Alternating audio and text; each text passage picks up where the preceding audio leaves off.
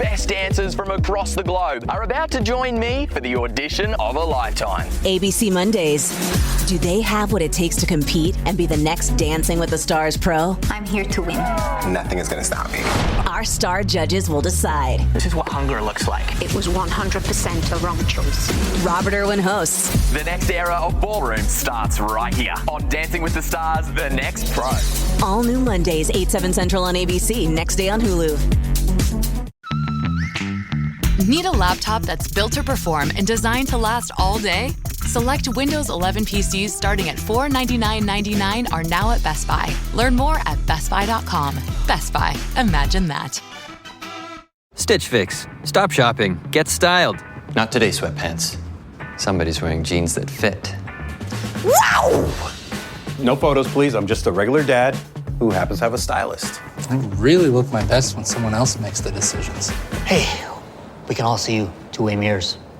Just share your size, style, and budget, and your stylist sends personalized looks right to your door. Stitch Fix. Get started today at stitchfix.com. I want to hug you. I'm going to hug you. I'm coming in for a hug.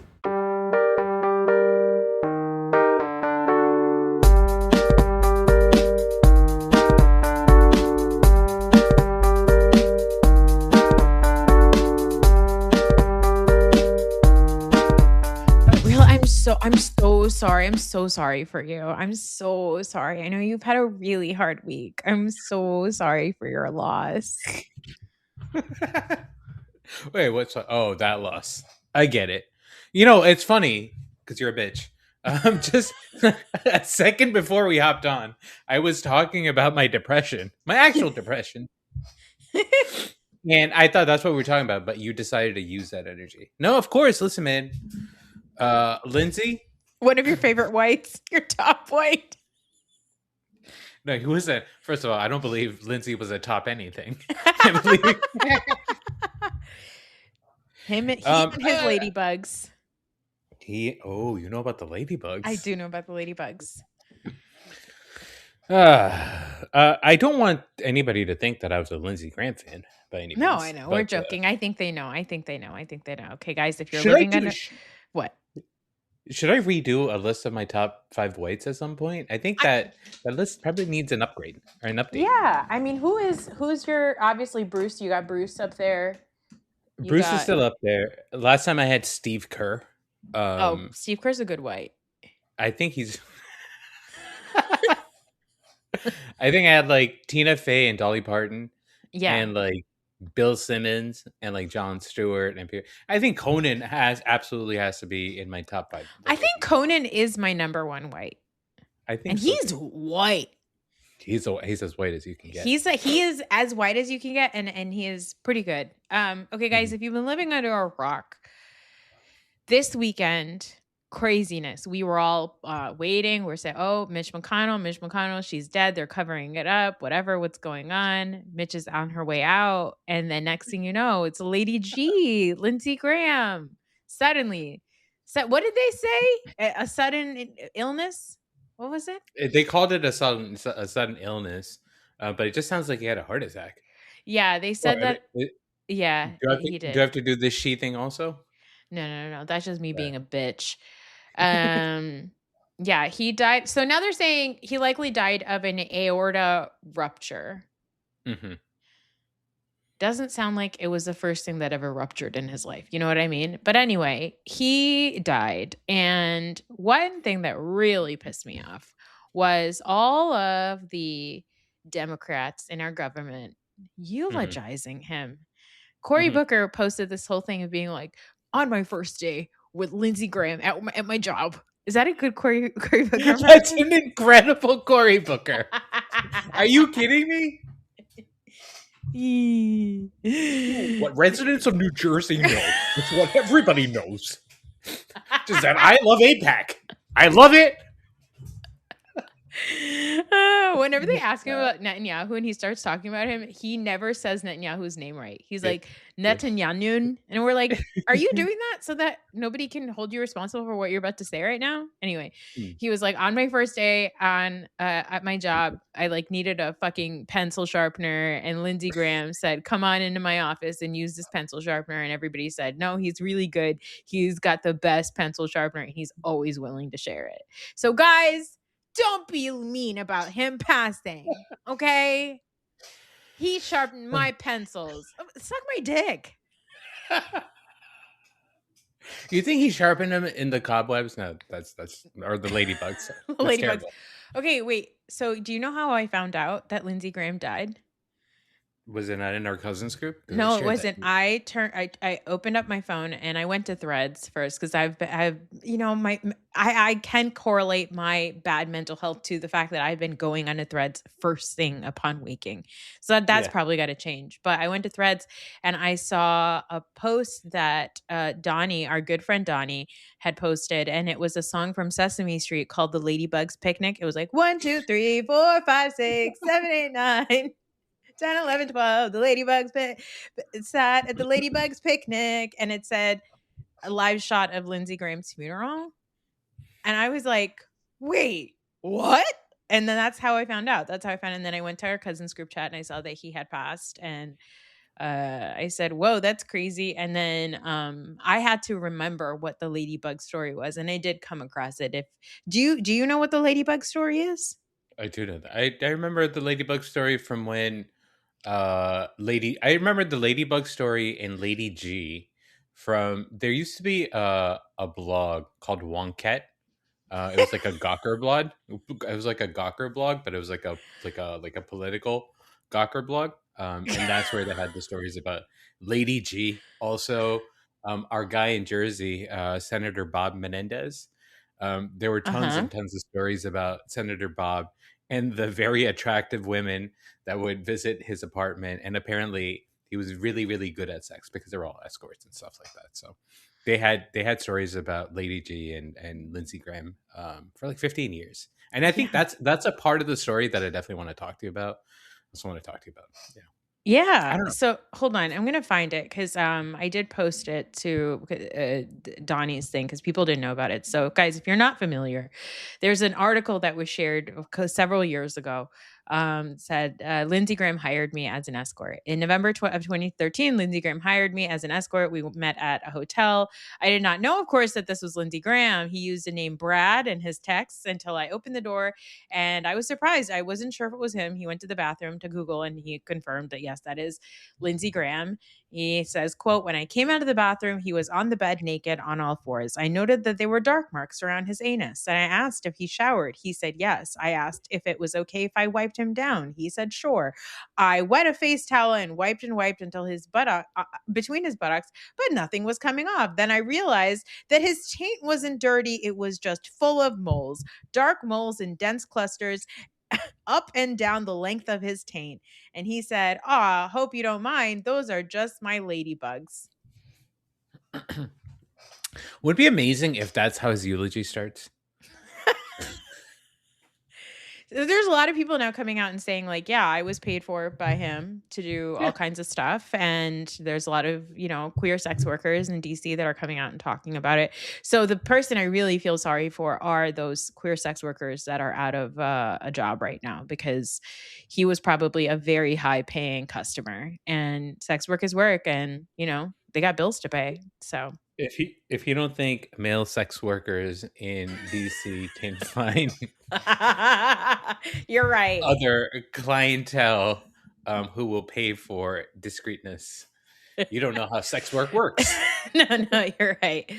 So then, all these Democrats started posting being like, he may have been a piece of shit, but he was a nice guy. Guys, he was a human after all. Oh, was he? Because I don't think that he thought that we were human. So I think let's talk about that for a second, because you are a person who, whenever a bad person dies, you are all up on your high horse being like, you know what? They got a family. They have people.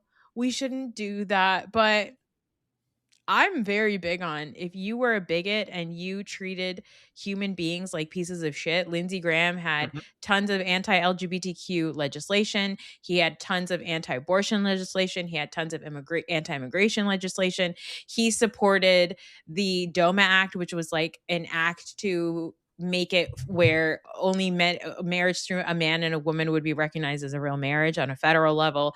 He was trying to put through absolutely the most radical anti-abortion legislation.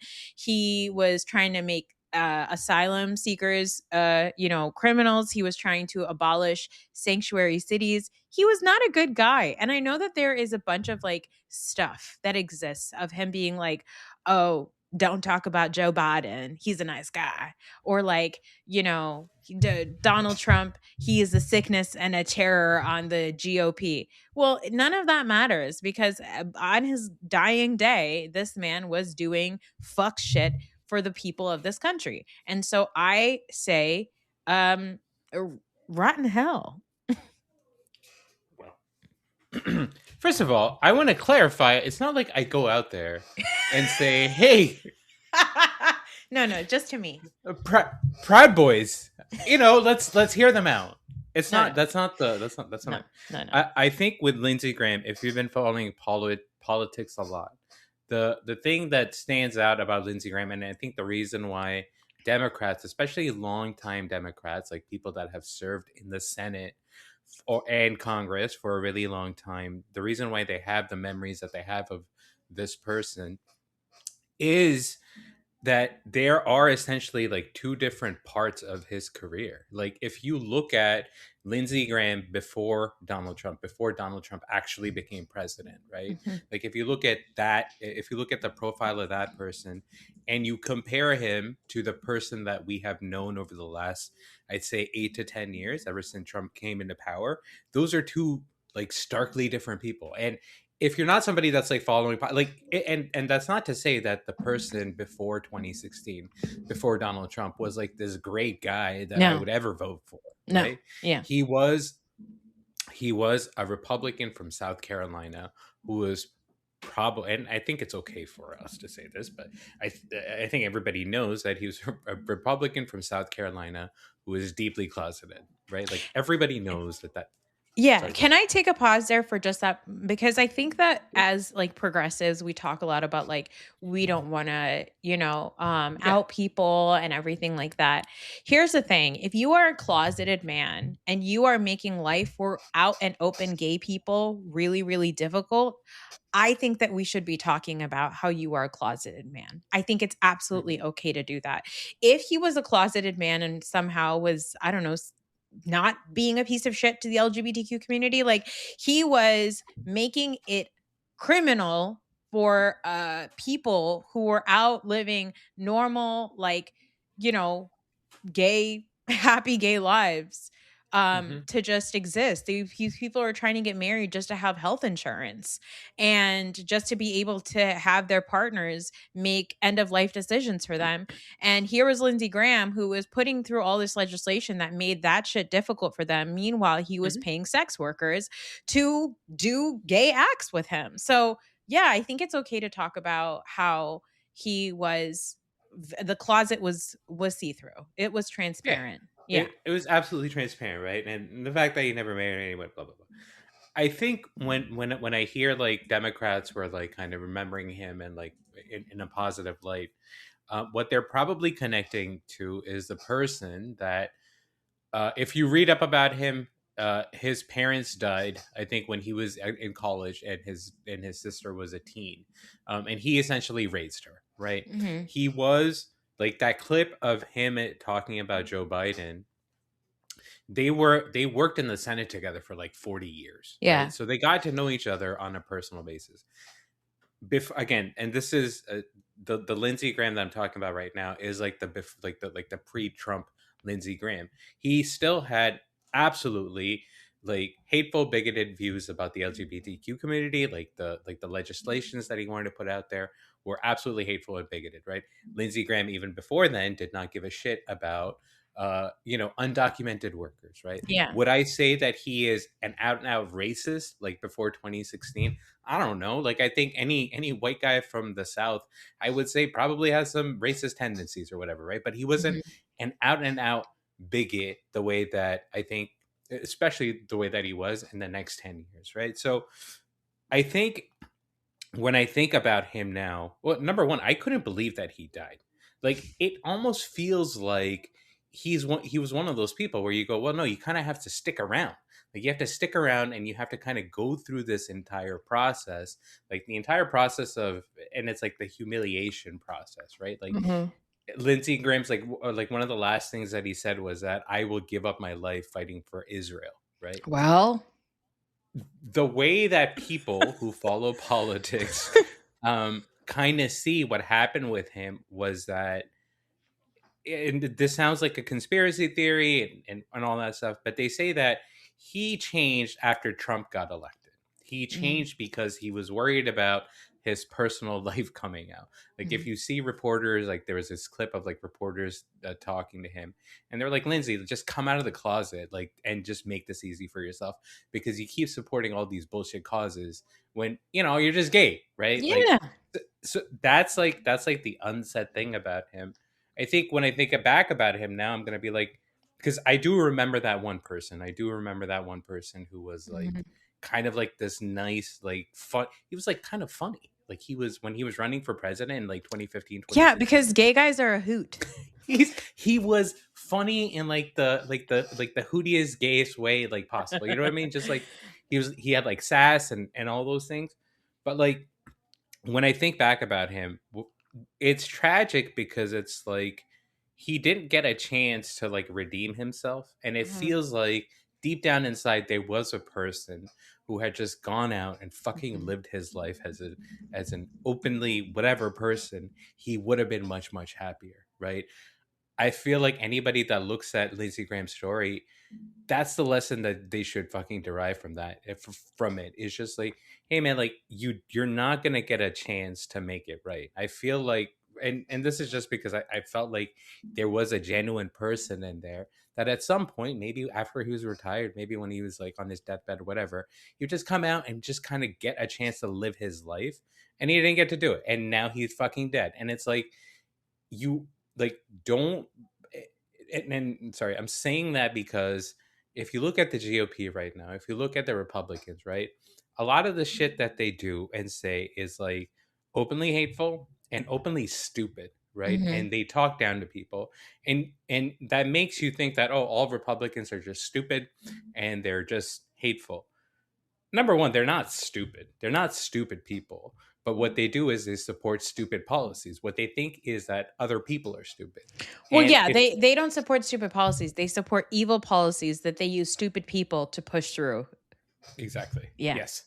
And so I think for a lot of them, they feel like, hey, all we have to do is like weather this stupid Trump storm, because once Trump is out, right? Oh, we'll bring the party back up.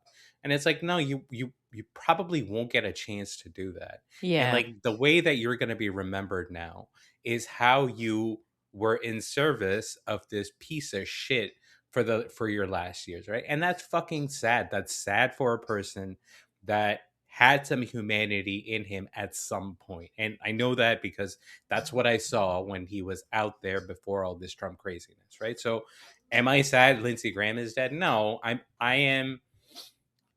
don't even know if it's sad is the right word, but like it's a sad situation that like this person that actually, I think that he had potential. Was he ever going to be president? No. No. I do think that a senator who spent that much time in the Senate kind of knows how government works, and that's good. And if he had at some point just come out of the closet and like lived his life, even if that meant that he wasn't gonna get to be a senator anymore, or that he wasn't gonna be part of the GOP anymore, like that is a better life than this hateful, sad way that the hateful, sad kind of image that we all had of him in the last 10 years of his life. That's just a sad thing that happened.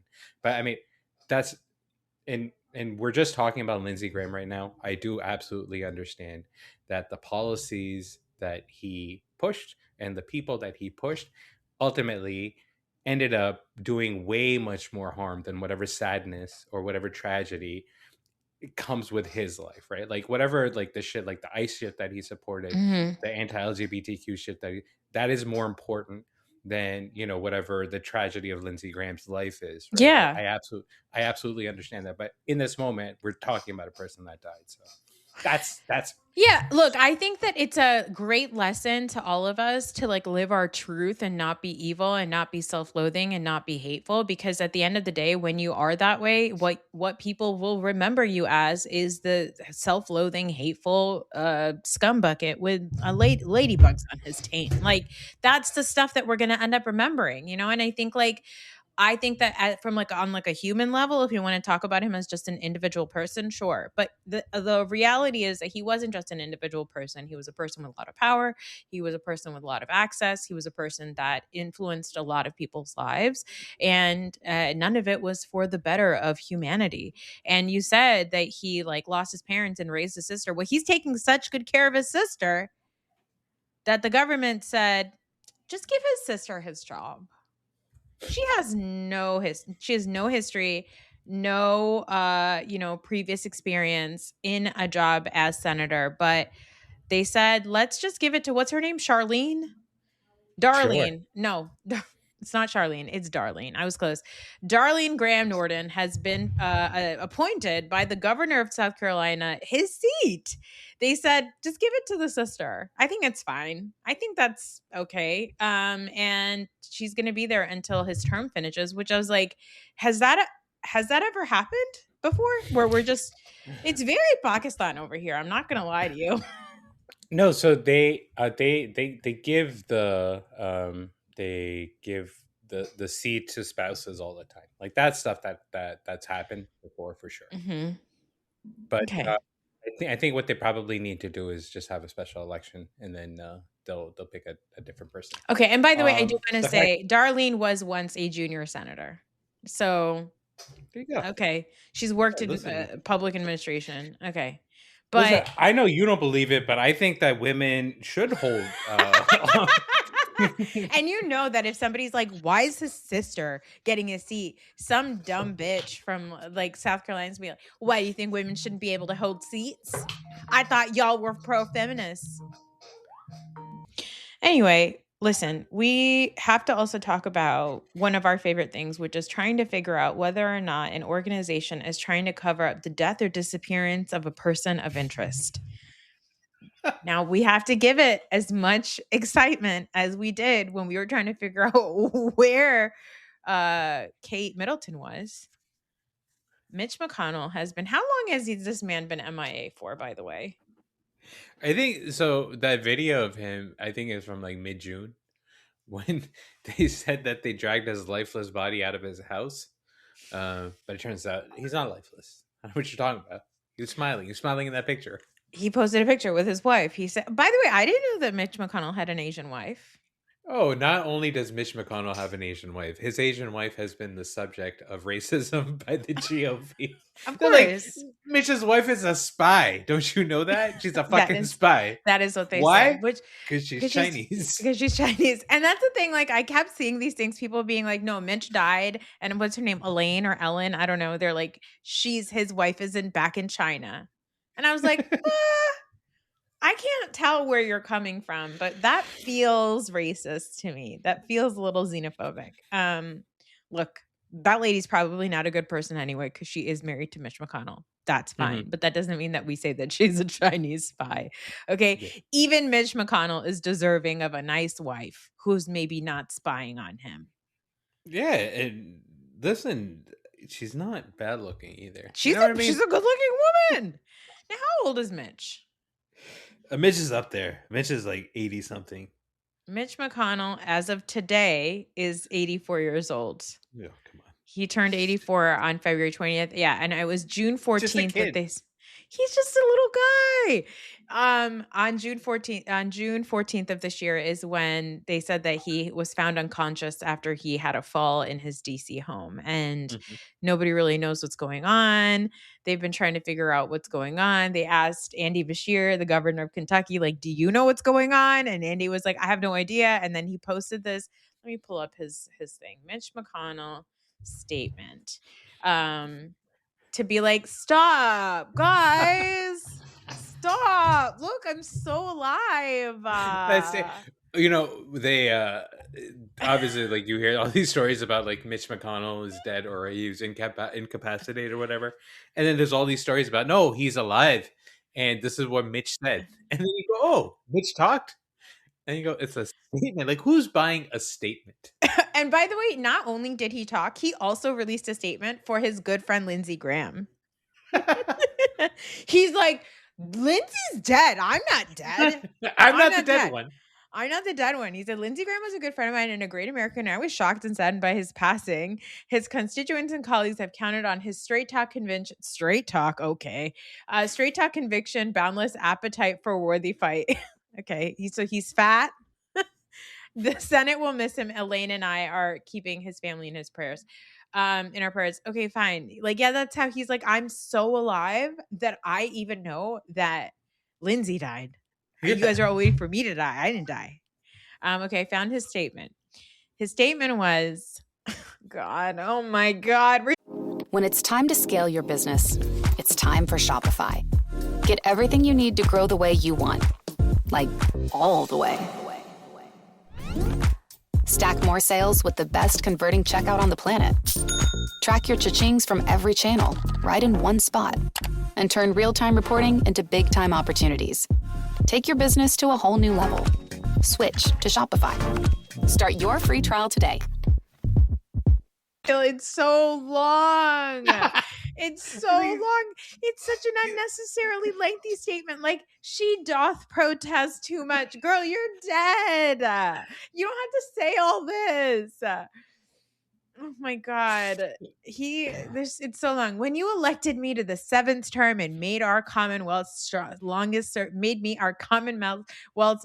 serving senator, you did so trusting that I'd keep showing up to fight for you every day. Well, you didn't. Okay. Elaine and I have appreciated both your well wishes and honest questions about what's keeping me away from my job. You all know how folks of my generation often hesitate to share vulnerability that comes with growing older. Boomers, you know what I mean? Even in the public eye, I feel the same instinct. I can't help it. I'm just an old man baby. But at the same time, I've had more than my share of experiences with physical vulnerabilities. Remember that time I passed out standing up? I had a stroke. Stroke in front of everybody. Not once, multiple times. Okay, I didn't know this. He did say surviving childhood polio meant spending my entire life with mobility challenges. I didn't know that. Did you know that? Now you feel bad? It's amazing that he was that he's one of the people that had polio. Like, I thought, like, polio has been gone for so long. I didn't think we had any ex-polio people. I know. Anyway, he's like, has gotten easier. I took a fall, which landed me in the hospital. My doctors have confirmed I didn't break any bones or suffer a concussion. Okay, hold on.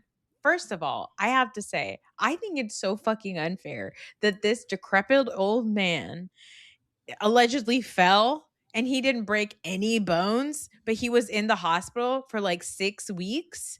Mm-hmm. What were you in the hospital for? I didn't have a heart attack or a stroke. I don't have any tumors or hemorrhages, but I was briefly unconscious when I was taken to the hospital. Mm-hmm. I didn't die. I just died for like a little while, and it wasn't a concussion. I just fell. I fell. I had no physical injuries, but I fell. And then I was unconscious. But I promise, everything is fine. Everything's. But I'm smiling. Yeah, I'm smiling. I was fine. And look at this picture of mine that everybody is very easily proving is AI. And look at the newspaper. You see the newspaper? It's a very real newspaper. He was in rehab for a little while. As much as it frustrates me, this process takes time. And on the advice of my doctors, I won't be able to return to the Senate floor quite yet. But rest assured, in the meantime, I'm not taking a break from my Senate business that matters to you. That's not true. Like, people on the Senate floor are like, yeah, he's not responding to our emails. He's gone. And then they even had like his doctor talk about how he's totally fine, everything's fine, he's totally okay. I just don't believe it. I don't. You think he's dead? You think their weekends are burying him?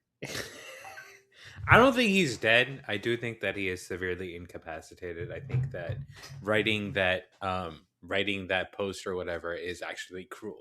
Like nobody believes that is something that the person in the photo can actually put together, right? Like, now I don't want to get like too dark or whatever, but like when I see a person with that kind of like nothing in their eyes and that smile, obviously we've dealt with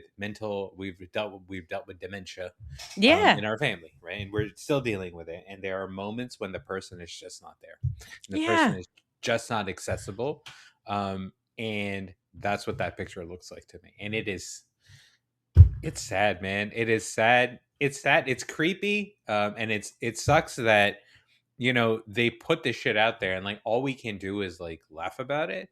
But again, Mitch McConnell, like when Mitch McConnell was at full strength, he was a full strength piece of shit. Like that is an important part to always remember. Mitch McConnell harmed a lot of people with his legislations and everything that he did throughout his career, right? Yeah. But yeah, it's sad. I'll be honest, like I didn't know about Mitch McConnell until when Obama was trying to get a Supreme Court justice, right? He was the one that blocked it. That's what he did. Yes. Like that to me is going to be his legacy in my view, like, and again, he's very similar, anti-abortion, anti-LGBTQ, a lot of election, voter suppression laws, all that kind of stuff. Like he's not good. He's not a good person. These people are trying to take away healthcare. Like this is not a decent person. And it's crazy because if he is at the end of the day hooked up to machines or incapacitated or being able to be propped up alive because he has access to the most excellent healthcare while he's sat in government making sure that people don't have access to theirs. I mean, this is why I sit around and I hoot and holler and make LOLs and jokes about these people. Like, yeah, should we be kind to human life? Of course. But I'm not going to be kind to monsters who don't care about human life. I'm going to give you the amount of dignity that you've given me, and you've not given me any. So that's the way I feel about it. He's also like one of the richest senators there are. Like I didn't know that. You would never know by the way he looks or dresses. Well, it says spy wife. It's a spy Asian wife. I did say that I wish that, remember the video that came out of fake Kate and Will taking like a stroll at a farmer's market? Yeah. Like until I see that, I want to see Mitch and Elaine going to the farmer's market, getting a basket of baguettes, and then I'll be like, okay, maybe I believe it. But people were photoshopping, the picture that they released of Kate Middleton with her children. They were just photoshopping Mitch McConnell sitting in the middle and hugging the kids. Like, I just can't believe that this circus is existing. But I wanted to ask you, maybe you know more about it than me. Why would they try to keep Mitch McConnell alive? You want to keep these people alive because if they are dead, then you have to have an election to replace them, right? And they hate elections. Guys, Republicans hate elections. They really don't like them. And so especially for right now, right? Because they have it's like a 50-50 split in the Senate. If they lose a seat, then they can't. If you have a 50-50 split in the Senate, you still and you have the presidency, you technically have the Senate because the tie-breaking vote is cast by the vice president. Yeah. J.D. Vance is like the 101st senator, essentially. If they lose Mitch and they lose Lindsey, then those are two seats. Do I think that they could be won by Democrats? Not in South Carolina. What you can hope for is you can hope for like a not crazy MAGA person. So like Yeah. that's some stuff that's happening on the GOP side now. I don't know if you've been following any of that stuff, like about like the breakup between like the GOP. Like, you know, there's like two sides now. There's like the side that is like there's a side that they say is like paid off by Israel, and then there's a side that's like paid off by the Nazis. Like those are your two. Which is so fucked up. Yeah. This You're is the either state paid off of- by Israel or by Russia, is apparently the deal. Oh my God. And the people that seem to be closer to Trump now are the ones that are like, you know, pro Iran Russia? war. No, pro Iran war. Okay. They're okay. Got it. What is now I heard something about this, but then I heard that he said take backsies is that the FBI was apparently like a few weeks ago or maybe this week, the FBI was going to start to look into the 2020 election, specifically in Georgia, to see if he could those wins could be overturned. Is that what's happening? Is that what Cash is up to? Is Cash still working? So Cash is under a lot of fire. So Cash, obviously, everybody hates him. Nobody another spy girlfriend. These guys, they're so susceptible to spies. Hey, man. If I was a person of power, let me tell you, I am very susceptible to spies. You're so easily honeypotted. Like a Red Sparrow situation. And obviously, listen, it's a hot lady, of course. Like that's no questions asked. But like you could fool me with a cashier at Wawa. You know what I mean? Like just a nice conversation. That's where you want to put your Russian spy with me. So Cash is a laughingstock. Nobody likes him. Everybody hates him. But like the Republicans were kind of, you know, they kept trying to prop him up or whatever. But now like a lot of like the old school Republicans are just like, no, this guy's an idiot. And now we want him to be accountable for the money that he's spending. And like the money that he's spending is for shit like going to see his girlfriend and stuff like that. Right. So yeah. That's the stuff that they're upset with him for. But yeah, sorry, the Georgia election, there was this rumor that Trump was going to be looking into the elections of Warnock and John Ossoff, who won in 2020. But it does not seem to be the case. But that's like, apparently the connection that he wants to make is that that election was rigged. So the presidential election was rigged in Georgia. So he won the 2020. It's just, just stupid and sad. We're living in the worst timeline. We are. I saw a clip on like Fox and Friends where, you know, because that's like his prime time. He like calls in, like it's his personal radio show or whatever. So on Fox and Friends, I guess he called in and they were trying to ask him about Lindsey Graham, and all he could talk about was election fraud, because that's his current hyperfixation is election fraud. He's really upset. He was like, that nice boy in California, Spencer Pratt, suddenly they found like 1 million ballots the next day. And it's like, no, they didn't find it. That's how counting works. Like they count them. They counted them. They were mailed and they counted them. That's how that works. So that's his current hyperfixation. He's like really obsessed with looking into that. So his other hyperfixation is the reflecting pool. He is really, really upset about the reflecting pool. This week, he actually released a statement. He truthed it. And he said, I'm going to pull it up because I don't know if you know, he changed the bottom of the reflecting pool. He said, not blue enough. It needs to be America blue.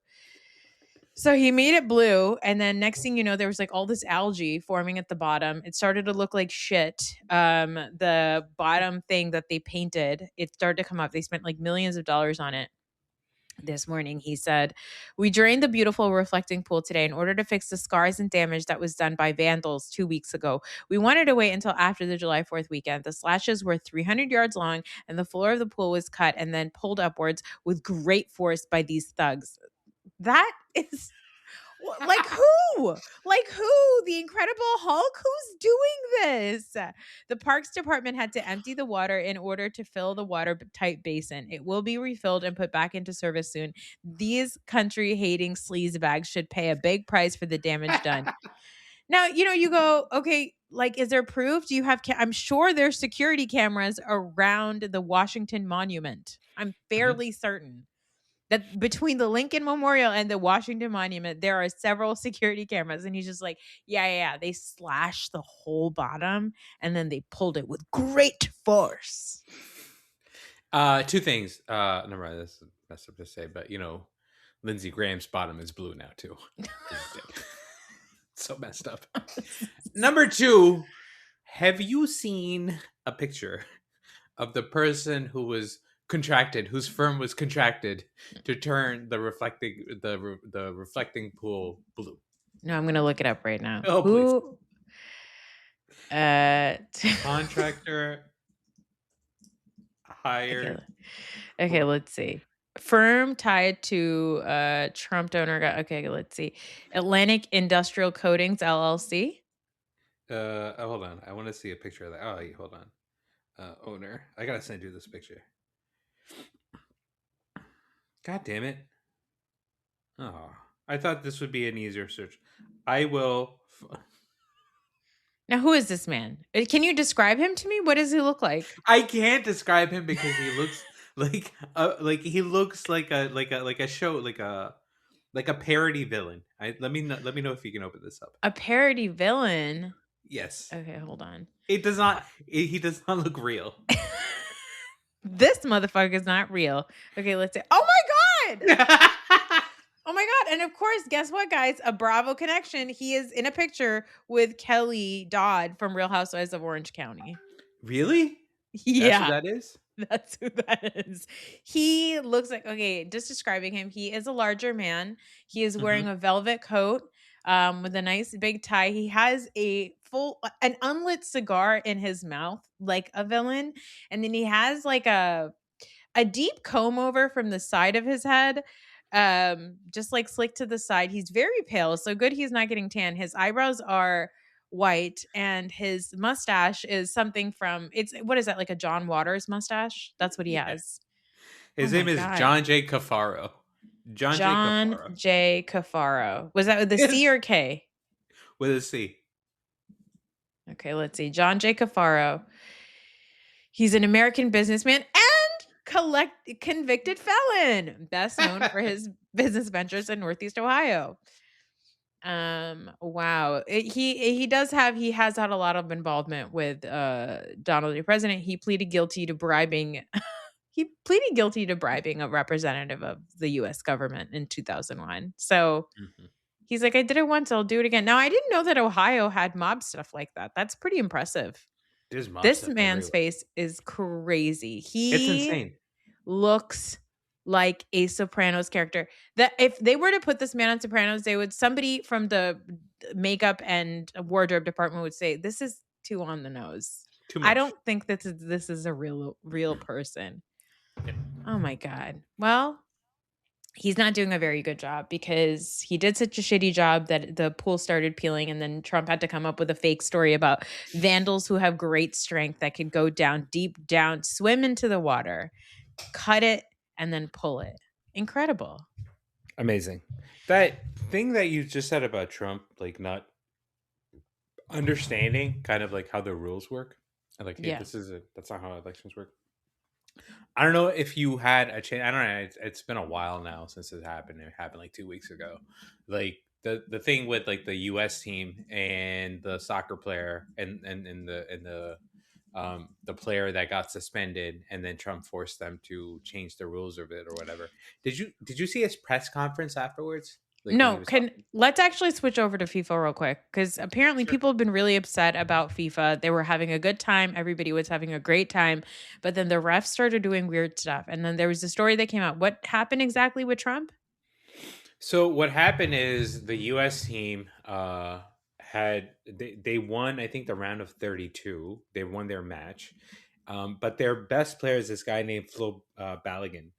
And he committed he committed a foul, and he got a red card for it, right?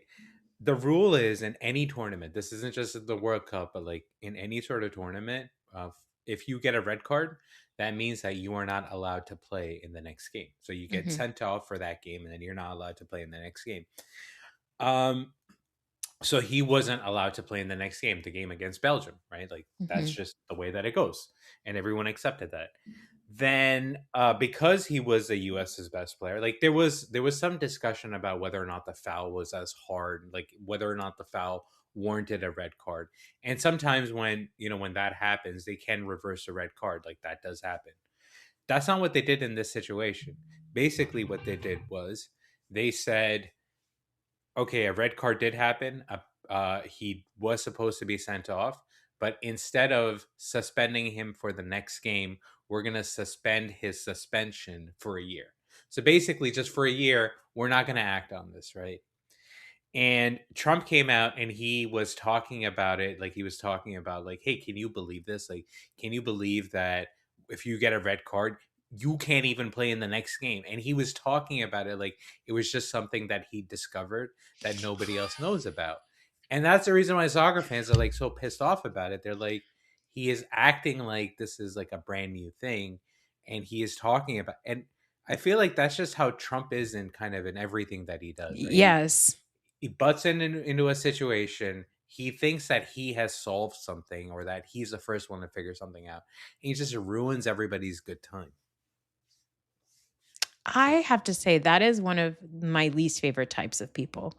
And as you know, as an I told you so as bitch, that really grinds my gear because I hate more than anything when I say something and everybody ignores it. And then somebody comes up to me and says, "Can you believe this thing?" And you're like, "Yeah, what are you doing here?" I can't stand it. That really grinds my gear. You know, that's a very uncle thing to do. That's like a very Desi dad thing to do. Not to make Trump, anything associated with the men that we know, but it's a gross thing. Now people are really mad because they keep saying that essentially the refs are trying to make Argentina win because it's Messi's last year. Now, would you agree with that? Because the Egypt's game, it seems like there was a lot of fishy business going on. The Egypt's game was not good. I don't like it. I don't co-sign that. Oh, I'm sorry. This is you don't attend the mosque. This is mosque culture. You don't. This is just how people speak. That's at just the Arab mosque. khatib. Yeah. No. Yeah. Do you find that sometimes when you're at the mosque and you're talking to somebody, your T's are softer, and you're like, "Why do I have an accent?" That happens to me all the time at the masjid. A few things you should know about FIFA. FIFA is a dirty, filthy, It's a bad place. FIFA it's a bad organization. It's just a terrible, terrible organization. Right? John J. Cafaro might as well be part of FIFA. I'm sure he is. I'm sure the head of FIFA looks like John J. Cafaro. So you have the head of FIFA is this guy named Infantino. Okay. And Infantino, he looks like a cartoon. Like he looks like Mr. Magoo because he's like a bald guy. Gianni Infantino. Infantino, yeah. He looks like Mr. Magoo without the glasses. He does. Yeah. Infantino is a huge Trump guy. He has an apartment in Trump Tower, and then he moved FIFA's head offices into Trump Tower. And then this year, when Trump didn't win the Nobel Peace Prize, FIFA came up with a peace prize and they gave it to Trump. So that's he's the guy that did that. Okay, Yeah, got it. Now, I will say Infantino's wife is an Arab woman. Don't know what you're doing, Mrs. Infantino. Why would you do that? I think she's like Syrian or something like that. She's Lebanese. Yeah. Lebanese, yeah. Yeah. But yeah, FIFA is a dirty, disgusting organization that puts together a really, really good product, right? Like the World Cup it's been so fucking enjoyable to watch, and the Euros are fun to watch, and I think like everyone's really excited. Like it's been a great World Cup. What tends to happen in sports in general is when the biggest names are out there, like everybody has more interest, right? They used to say that Michael Jordan used to get calls also, right? Like they used to say that about Kobe Bryant. Like, and I do think that there's a tendency for stars to get calls because you want the stars to be around because that's why the people watch or whatever. Yeah. Do I think that Argentina absolutely has? Do I think that they have benefited from this, from the star thing? Yeah, I do think that. Like, I do think that they've gotten a lot of calls. Do I think that FIFA is cheating to help them win? I don't know. Like, I think you can make a case for it, but I do think that they're also just really, really good, right? And also, like, I kind of like that Messi's there. Like I'm a part of the problem. I like watching Messi. What do you want from me? Although I would have wanted Egypt to win because Yeah, I wanted Egypt to win too. By the way, just like an FYI, I've spoken to my Hispanic friends, my Latino friends, and they all support every single like South American team that plays or any Caribbean team that plays. They just support all of them, right? The idea is you got to support all of them the same way like Muslims. We're just supporting every single team that is on that in that Mediterranean coast. We're just supporting all of them, right?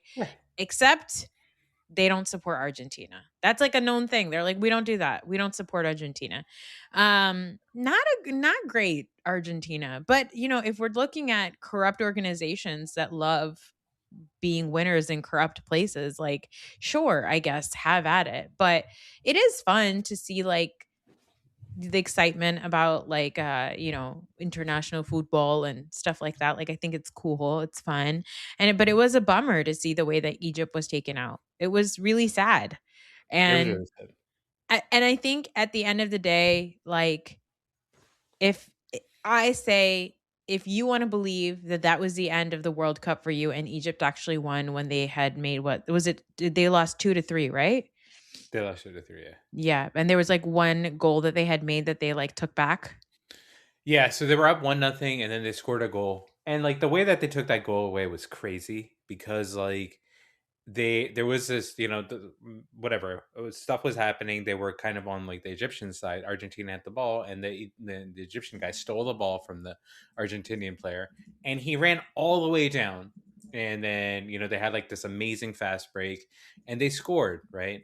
Yeah. And then after the goal was scored, they called the play back and they said that there was a foul when the Egyptian guy stole the ball, right? Yeah. And so you go, well, that's bullshit. Like the entire game kept going on. Like if you thought it was an actual foul, or if it was a foul that was so bad that you turn the game back, like that's a different thing. But it wasn't that, right? Yeah. But Egypt scored after that anyways. So it was 2-0 anyways. It really should have been 3-0, right? And then Argentina had like a really nice comeback. Like the fact that they scored twice in 4 minutes is pretty amazing. And then after they went to extras, Egypt probably should have gotten a penalty on the play that Argentina scored the winning goal. Like that's probably what should have happened. If Leo Messi was fouled the way that Mo Salah was fouled in the penalty box, they would have given Argentina the penalty. Like so that's what you see.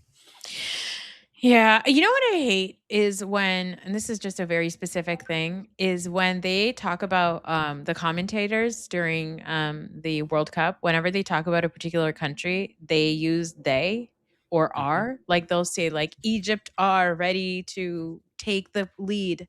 I'm like, that's a very international thing. And it always throws me off whenever they do that. I'm like, that doesn't make any sense, but it pisses me off. They're like, Argentina are going to be the next winners. But I will say that during that game, like when that whole thing happened and all of the commentators, they were like, yeah, this is not going to be a good look for FIFA. Like whatever, every single person that watched it was like, you're not denying the corruption here. So I guess to some degree, you just kind of have to go into it, kind of like the way I watch reality TV being like, these are bad people. It's okay.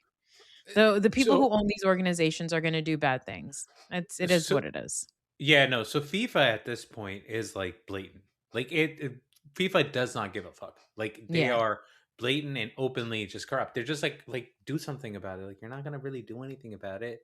Like there's no reason for FIFA to stop being corrupt because guess what? Everyone keeps paying money for it, right? And there really isn't another option. Like the way that we look at soccer, the way that we look at football is through the lens of FIFA because that's the product, right? And this Flo Balogun thing, the story that came out yesterday actually was, so after they suspended the suspension, right? Yeah. The official story was that there is a committee that is allowed to make that decision. They don't have to tell you why they made that decision, but there's a committee of 18 people that made that decision, right? Mm-hmm. The story that came out yesterday was that, no, it actually wasn't the committee that made the decision. The president of the committee made the decision. And who is the president of the committee? He is a brother of ours. He is a Muslim dude from the Emirates who has business ties with the Trump family. So well, there you go. That's who Donald Trump reached out to. And so like FIFA doesn't give a fuck. And that's never ever going to change. And so you just go, well, like, I guess I'll just take the bad with the good and the good with the bad. I just want to watch the game. I don't know. What a bummer. What a bummer. It is very sad. But I hope that the players were, compensated beautifully, and everybody who was involved, the small workers, the people who are working at stadiums, the people who are vendors, I hope that they were paid for their time. Like, that's honestly all I could think about, because like, what are we doing here? You know what I mean? So I would think that the vendors got paid at the US World Cup and the Canada World Cup, whatever, right? But like FIFA doesn't get, like, you should watch this documentary on Netflix called FIFA Uncovered. I won't. You've never watched The Last Dance, right? I don't want to talk about it. You're a piece of shit. Sky Pippen has a new girlfriend. She's only 23 years old. I know. She's 25, all right? Relax. Now, what is more egregious? Scottie Pippen with his 25-year-old girlfriend, or Larsa Pippen and Marcus Jordan? Marcus Jordan, yeah. What's more egregious? I think they're both equally egregious. Equally? Come on. Your coworker's son. Come on. That's crazy. She said she didn't know him.